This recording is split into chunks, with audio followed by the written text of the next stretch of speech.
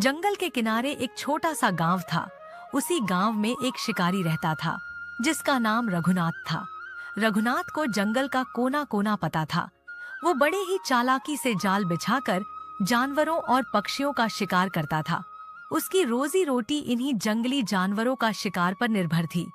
वो और कोई काम तो करता नहीं था। बस बहुत हो गया। हर रोज जंगल जाते हो, शिकार करते हो और मांस लेकर आते हो। क्या यही तुम्हारा काम है? अरे कभी कुछ और भी सोच लिया करो। रेखा, हम शिकार नहीं करेंगे तो खाएंगे क्या? तुम हमेशा शिकायत करती रहती हो और भला मैं क्या काम करूं? यही तो मेरा काम है। कोई काम खोजो, मासूम जीवों को मारना बंद करो। क्या कभी तुम्हें उनकी दर्द का एहसास नहीं होता? क्या रेखा, तुम फिर आज लग गई?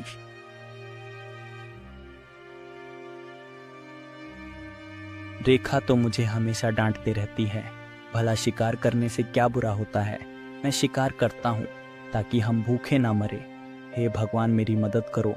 मेरे बच्चों को भूखा मत रहने देना। आज मुझे शिकार जरूर करना होगा।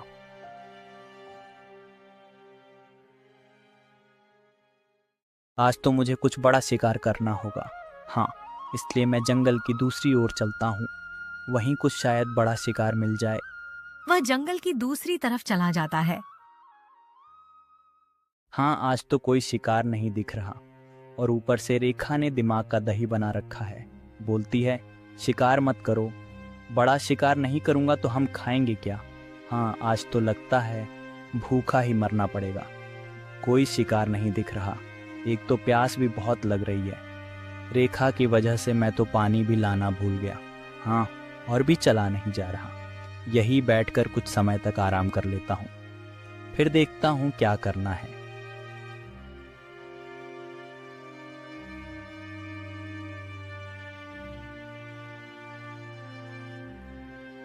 हाँ, अब कुछ अच्छा लग रहा है। तभी उसकी नजर एक तोते पर पड़ती है। अरे वह क्या अद्भुत तोता है। ये तोता तो कितने सुंदर है। इसे पकड़ लूं तो मुझे अच्छा दाम मिल सकता है। इससे किसी रईस को बेचूंगा। हाँ, यह सही रहेगा। अब मुझे इसे जिंदा पकड़ने के लिए मुझे जाल बिछाना पड़ेगा। शिकारी चुपचाप जमीन पर अपना जाल बिछाता है और उसमें कुछ दाना डाल देता है और खुद वह पेड़ के पीछे छुप जाता है। तोता तभी उन दानों को देखता है और नीचे उतर आता है। आजा आजा तोते, मैं यही तो चाहता था। तोता चलते चलते जाल के पास आता है। अरे वह कितना स्वादिष्ट दाने हैं, लेकिन ये यहाँ कैसे आए? तोता दानों को खाने के लिए जाल के अंदर चला आता है। जैसे ही वह दाना उठाता है, शिकारी जाल खींच लेता है और तोता जाल में फंस जाता है। अरे शिकारी, ये क्या कर दिया तूने? मैंने क्या बिगाड़ा है तुम्हारा? आखिर तुमने मुझे क्यों पड़ा है? मैं शिकारी हूँ, ये तो मेरा काम है। तुम मेरे लिए एक शिकार हो। बस तुम्हें पकड़कर किसी बाजार में बेचूंगा। बस अच्छे पैसे मिल जाएंगे। तुम ऐसा नहीं कर सकते। तुम मुझे छोड़ दो। मैं कोई साधारण तोता नहीं हूँ। अगर तुम मुझे छोड़ दोगे तो मैं शायद तुम्हारी मदद कर सकता हूँ। मदद? तुम मेरे क्या मदद करोगे भला? तुम तो खुद मेरे जाल में फंसी हुई हो। मैं तुम्हें बेचकर पैसे कमा लूंगा, यही मेरी मदद होगी। अब चुप हो जा तोता। अगर ज्यादा बोला तो यही तेरा जान ले लूंगा। बड़ा आया राज बताने वाला। मैं तेरी बात में नहीं आने वाला हूँ। हाँ। शिकारी तोते को घर लेकर लौटता है। ये क्या, आज फिर तुम एक मासूम परिंदा ले आए? अरे तुम्हें और कोई काम क्यों नहीं सूझता? रेखा, इसे बेचने से हमें पैसे मिल सकते हैं, फिर राशन खरीद लाऊंगा। पैसे? अरे किसी मासूम को बेचकर संतोष मिलेगा। मुझे नहीं चाहिए ऐसा धन। तुम इसे छोड़ दो। ये क्या बोल रही हो रेखा? तुम्हें पता भी है भला मैं इसे कितनी मुश्किल से पकड़ा है, और तुम कहती हो कि छोड़ दो इसे। नहीं नहीं, मैं इसे सुबह बाजार में बेचने के लिए लेकर जाऊंगा।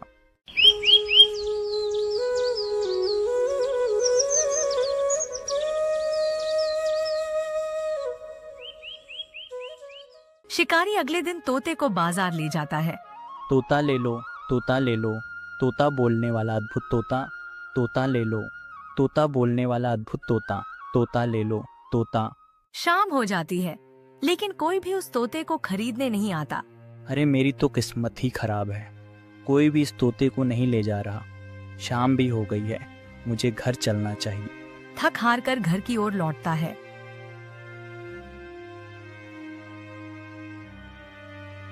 अरे तुम अब मान लो ऐसा धन हमारे काम का नहीं है। अरे इसे आजाद कर दो। हाँ ठीक है रेखा, अब इसे आजाद ही कर देता हूँ। शिकारी अनमने मन से तोते को आजाद कर देता है। तोता आजाद होने के बाद वापस आ जाता है। हे शिकारी, तुम्हारी पत्नी सही कहती है।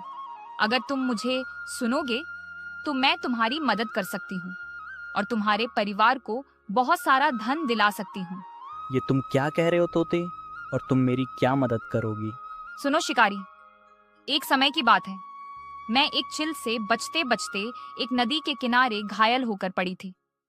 अरे कोई यहाँ है, मेरी मदद करो, अब मैं और नहीं सह सकती। वही एक साधु साधना लिंग में थे। तभी साधु अपनी तपस्या छोड़कर मेरे तरफ दौड़ते हैं। हे भगवान, ये तोता बुरी तरह घायल है, इसे तुरंत मदद चाहिए। फिर वे जड़ी बूटियां से मेरा उपचार करते हैं। तुम चिंता मत करो छोटी, मैं तुम्हें ठीक कर दूंगा, बस तुम्हें अब आराम करना है। कई दिनों तक साधु मेरा ख्याल रखते हैं। धीरे धीरे मेरा चोट ठीक हो जाती है और फिर मैं कुछ दिनों बाद पूरी तरह ठीक हो जाती हूँ और उड़ाने की कोशिश करती हूँ। साधु बाबा मेरी जान बचाई, मैं आपका एहसान कभी नहीं भूलूंगी। आपने मुझे दोबारा जीने का मौका दिया है। ये तो मेरा कर्तव्य था, हर जीव का रक्षा करना हमारा धर्म है। तुम अब स्वस्थ हो जाओ, अपने आजादी का आनंद लो। नहीं बाबा, मैं आपको छोड़कर नहीं जाऊंगी। मुझे लगता है आप भी किसी बड़ी पीड़ा में हैं। आपके चेहरे पर एक तरह की उदासी है। आप मुझे बताइए, मैं आपकी कैसी मदद कर सकती हूँ? हाँ तोता, यह सच है, मुझे एक श्राप मिला है। दरअसल मुझे एक कन्या ने श्राप दिया है। तभी साधु ने अपनी पूरी कहानी बताई। कुछ दिनों की बात है, सुबह का समय था। नदी के किनारे मैं ध्यान मग्न होकर बैठा था। तभी नदी में एक सुंदर कन्या स्नान करने आती है। तभी मेरा ध्यान टूटता है और मैं अनजाने में उसकी ओर देख लेता हूँ। हे प्रभु, ये मैं क्या किया? मेरी साधना में कैसा शरण आ गया? मुझे यह भूल नहीं करनी चाहिए थी। मेरी ध्यान में भांग कैसे आ गई? मैं इस कन्या की ओर अनजाने में देख बैठा। यह मेरे लिए बहुत बड़ा पाप है। यह मुझसे क्या हो गया प्रभु? तभी कन्या ने अचानक मेरी नजरों को महसूस किया और गुस्से में वह नदी में से बाहर निकलती है। तुम कौन हो जो मेरे पवित्रता को भंग करने आए हो? क्या तुम एक साधु कहलाने के लायक हो? अरे तुम्हारा ध्यान मग्न होकर मुझ पर क्यों पड़ा? हे देवी, मुझे क्षमा करें, ये मेरी भूल थी। मेरा ऐसा कोई इरादा नहीं था, बस मैं अपना ध्यान में लीन था। ये भूल नहीं, पाप है और तुम्हें इसका दंड जरूर मिलेगा। मैं तुम्हें श्राप देती हूँ कि तुम एक बंदर बनकर जंगल में भटकोगे ताकि तुम्हें अपनी गलती का एहसास हो सके। हे देवी, कृपया मुझे क्षमा करें, ये सचमुच अनजाने में हुआ है। मेरा ऐसा कोई उद्देश्य नहीं था। मुझे क्षमा करें, मुझे कोई मार्गदर्शन दीजिए कि मैं इस श्राप से कैसे मुक्त हो सकता हूँ। तभी कन्या शांत होती है और मेरी विनम्रता देखकर अपना निर्णय बदलने का विचार करती है। साधु, मैं मानती हूँ कि मेरी प्रतिक्रिया कठोर थी, लेकिन मैं अपना श्राप वापस नहीं ले सकती। लेकिन फिर भी मैं तुम्हें इसका अंत बताती हूँ। हे देवी, कृपया करके इस श्राप से निकलने के लिए कोई मार्ग बताइए। सुनो, तुम बंदर के रूप में बदल जाओगे, लेकिन तुम्हें इंसानी के रूप में आने के लिए अनुमति तभी होगी जब तुम अपना साधन करोगे। इस दौरान हर जीव को तुम अपना पीड़ा बता सकोगे और तुम्हारी मुक्ति होगी। जब कोई परिंदा तुम्हारी कहानी सुनकर एक इंसान को मेरे पास लेकर आएगा, उस इंसान के सहायता से ही तुम इस श्राप से मुक्त हो सकते हो। धन्यवाद देवी, मुझे आशा है कि मेरी प्राचार्य पूरी होगी। कन्या मुझे श्राप देकर वहां से चली जाती है। तभी से मैं बंदर में बदल जाता हूं। लेकिन मेरी तपस्या, प्राचार्य के कारण मुझे कभी कभी साधु के रूप में आने का अवसर मिलता है। उस कन्या ने कहा था कि मुझे एक दिन किसी जीव से सहायता मिलेगी और उसी के माध्यम से ही मुझे मुक्ति मिलेगी। लेकिन मुझे नहीं पता कि वह जीव कौन होगा। बाबा, अब मैं सब कुछ समझ गई हूँ। शायद मैं आपके मुक्ति का साधन हूँ। अपने मेरी जान बचाई, मैं आपके लिए कुछ करना चाहती हूँ। तभी मैं उस इंसान की तलाश में निकल पड़ी थी कि जो उस साधु को श्राप से मुक्ति दिला दे।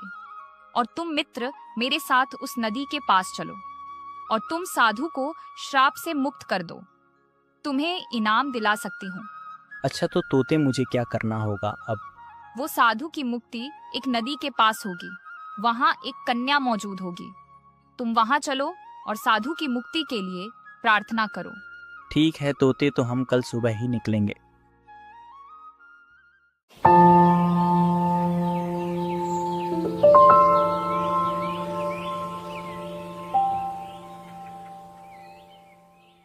अगली सुबह वो तोता और शिकारी उस नदी की ओर निकल पड़ते हैं और कुछ ही क्षण में नदी के पास आकर खड़े हो जाते हैं। तोते, ये वही नदी है, लेकिन यहाँ तो कोई नहीं दिख रहा। रुको मित्र, हे देवी जागो, यहाँ इंसान साधु की मुक्ति के लिए आया है। तभी वहाँ वो कन्या प्रकट होती है। तुम कौन हो और यहाँ क्यों आए हो? हे देवी, मैं उस साधु की मदद के लिए आया हूँ जिससे आपने अनजाने में श्राप दिए थे। वह बहुत कष्ट में है, कृपया उसे मुक्त कराएं। यह सच है कि वह श्राप अनजाने में दिया गया था, लेकिन मैं उसे मुक्त करूंगी। कन्या श्रापित साधु को पुकारती है। साधु वहाँ बंदर के रूप में आता है और कन्या उसे श्राप से मुक्त कर देती है। साधु महाराज शिकारी और तोते को धन्यवाद देते हैं। वह शिकारी को आशीर्वाद देकर धन और सुख शांति का वरदान देता है। तुमने मेरा रहम किया, अब तुम्हारा जीवन सुखमय होगा। ये लो बेटा, यह धन तुम्हारे परिवार के भलाई के लिए है। शिकारी खुशी खुशी घर लौटता है। उसकी पत्नी रेखा प्रसन्न होती है और दोनों जंगल के जीवों को रक्षा करने का प्रयाण लेते हैं। तोता उनका सच्चा मित्र बन जाता है और उन्हीं के साथ रहने लगता है। तो दोस्तों, कैसा लगा ये कहानी? और ऐसा ही कहानी देखने के लिए चैनल को सब्सक्राइब करें